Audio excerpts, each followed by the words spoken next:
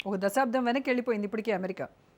ఖచ్చితంగా. సార్ ఇప్పుడు ఈ ఓటర్స్‌లో గూడా ఒక రకమైనటువంటి ఆందోళన ఉంది. అర్హులైన ఓటర్ల జాబితా పేరుతో ఇక్కడ లక్షలాది మంది ఓట్లు గల్లంతైతాయేమో, గాల్లో కలిసిపోతాయేమో అనేటువంటి ఒక భయం గూడా ఉంది.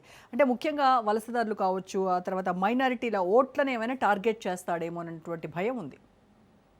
సరిగ్గా మీరన్నట్టు ఇప్పుడు ఇక్కడ సరిపోలిక అని మేము పెడతాం. సరిపోలిక ఇప్పటిదాకా లేదనను, ఇక్కడ సరిపోలిక ఉన్నది అక్కడ కూడా. అమెరికా నుంచి మెక్సికో నుంచి అమెరికాకు వచ్చిన అక్రమ వలసదారులు చాలా మంది ఉన్నారు అవును. కదా! వాళ్ళ ఓట్లు తీసేయనా ఉంచాలని చెప్పండి. హ్మ్. కదా! ఒకటి. తీసేయాలి.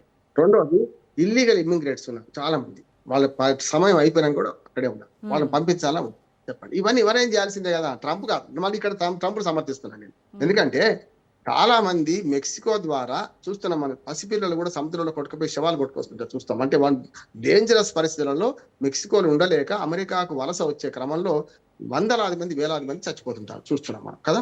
అవును. అటువంటి దగ్గరలో మెక్సికో చుట్టూ గోడ కడతా అన్నారు తెలుసు కదా మీకు? హ్మ్. ఇప్పుడు అమెరికాకు, మెక్సికోకు మధ్యన భౌతిక సరిహద్దు పక్కన ఫిజికల్‌గా నేను గోడ కడతానన్నాడు. హ్మ్. అది గోడ కాదు కదా! కనీసం ఫెన్సింగ్ కూడా వేయలేకపోయింది ఇప్పటిదాకా. రెండోదేందంటే ఇల్లీగల్ ఇమ్మిగ్రేట్స్ అంటే టైం అయిపోయినాక ఉన్న వాళ్ళు కూడా లక్షలాది మంది అక్కడ ఉన్నారు ఇప్పటికి. మనం మనం చూసా ఇండియాకు కూడా బందీలుగా వాళ్ళని సంఖ్యలు వేసి బాత్రూమ్ పోవడానికి కూడా సంఖ్యలు తీయకుండా విమానంలో మీరు పోయిరండి అని చెప్పి ఇక్కడ దిగినాక తర్వాత కూడా దిగి ఇండియా మీద భూమి మీద కాలు పెట్టిన తర్వాత కూడా చూసినాం కదా మనం. అవును. అందుకనే ప్రజాస్వామ్యయుతంగా ఉన్న దేశంలో కొంచెం ప్రజాస్వామ్యం గుర్తుకు రాదు తొందరగా. నేను హ్మ్. సానియా మిర్జాని జ్ఞాపకం చేస్తున్నా. దుబాయ్ నుంచి ఆమె వచ్చినాక ఏమన్నది? నేనేమన్నా గాని నా వ్యక్తిగతంగా నేను చాలా గౌరవం ఆమె మీద మహిళ, నేను గౌరవిస్తాను సమస్య లేదు. కానీ ఆమె పెళ్లి చేసుకుందేమో పాకిస్తానీ. హ్మ్. ఉండేదేమో మంచి సౌకర్యాలు ఆధునికంగా ఉంటాయని తీసుకుపోయి దుబాయ్‌లో ఉంటుంది. ఇండియాను హైదరాబాద్‌లో పుట్టి పెరిగింది. ఏమైంది చెప్పండి?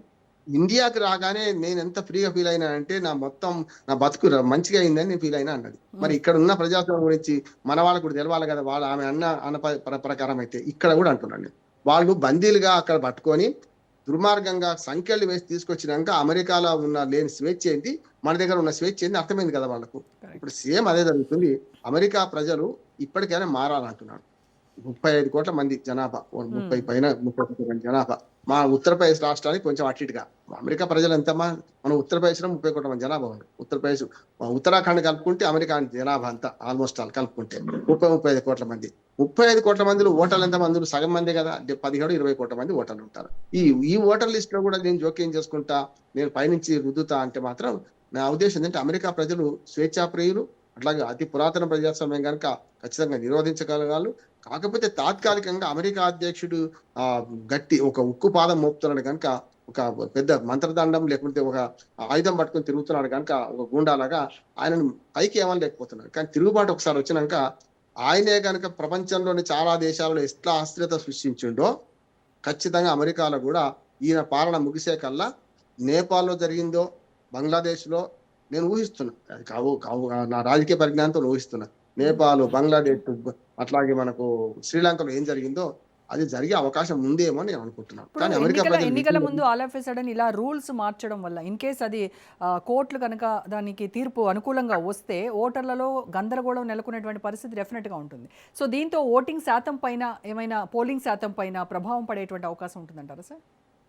నాకు తెలిసి ఇప్పటికైతే కొన్ని ఫెడరల్ కోర్టులో కేసులు పడ్డాయి ఇప్పటికే హ్మ్. హ్మ్. ఆల్రెడీ. కానీ ఫెడరల్ కోర్టులు ఖచ్చితంగా ట్రంప్‌కు వ్యతిరేకంగా తీర్పు. ఎందుకంటే ఇప్పుడు ఆ రాష్ట్రాల చట్టాలు వేరుగా ఉన్నాయి. అదే హ్మ్. అంటున్నాను కదా! మన భారతదేశంలో ఉన్నట్టు ఇప్పుడు ఇండియన్ పీనల్ కోడ్ ఉంది. మొత్తం దేశం అంతా వర్తిస్తది.